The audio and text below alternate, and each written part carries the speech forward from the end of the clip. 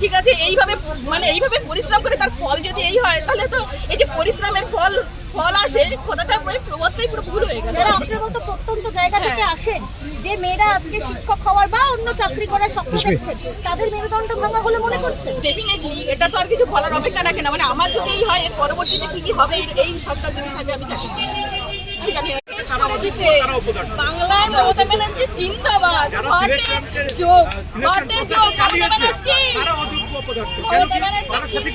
বেঁচে থাকুন এইভাবে আমাদেরকে শেষ করার জন্য।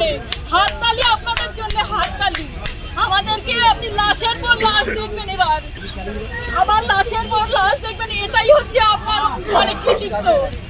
পুরো বাঙালিকে আমাদের নতুন প্রজন্ম আমাদেরকে পুরো শেষ করে দেওয়া হলো। এবার আপনি খুশি তো? জিতে গেছে তো? আপনাদের বাম আমলের প্রতিশোধ নিতে আপনারা যে খুলে আম দুর্নীতি করেছেন, কি ভেবেছিলেন বাপের উপর বাপ হয় না? দেখে নিলেন তো এবার বাপের উপর বাপ হয়। আপনাদের অন্যায়ের জন্য আজকে আমাদেরকে বলির পাঠা হতে হলো, বলির পাঠা। কোথায় যাব আমরা? নির্দেশ দিয়েছে মূলত যে কলকাতা হাইকোর্টের যে রায়, সেই রায়টিকে আপহেল্ড করেছে এবং সেই যারা টেন্টেড ক্যান্ডিডেট, চিহ্নিত টেন্টেড ক্যান্ডিডেট, তাদের স্যালারি ফেরত দিতে হবে। এই চিহ্নিত টেন্টেড কারা? যারা after expiry of the panel, non listed candidate বা ওএমআরসি ম্যানিপুলেশনের ফলে যারা চাকরি পেয়েছে তাদের স্যালারি ফেরত দিতে হবে। 3 মাসের মধ্যে নিয়োগ প্রক্রিয়া হবে। নতুন নিয়োগ প্রক্রিয়ায় যারা যোগ্য হবেন তারা পার্টিসিপেট করবে। এই স্পন্দন না, সুপ্রিম কোর্ট কি অর্ডারটা এখন আপলোড হয়নি। অর্ডারটা আপলোড হলে জানা যাবে। অর্ডারের যে অংশটি করে নিয়েছেন, যেটুকু বোঝা গেছে যে কলকাতা হাইকোর্টের রায়টিকে মূলত আপলোড করেছে এবং সেখানে পুরো সিলেকশন প্রসেস যেটা বাতিল করেছে সেটা বাতিলই করেছে এবং নতুন নিয়োগ প্রক্রিয়া আগামী 3 মাসের মধ্যে কমপ্লিট।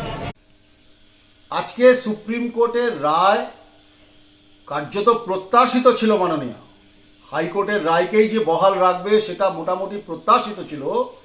এই রায় পশ্চিমবঙ্গ সরকারের অব্যবস্থা, দুর্নীতি, চরম অব্যবস্থার উপরে একটা কষিয়ে থাপ্পড়। এরপরেও সম্বিত ফিরবে না।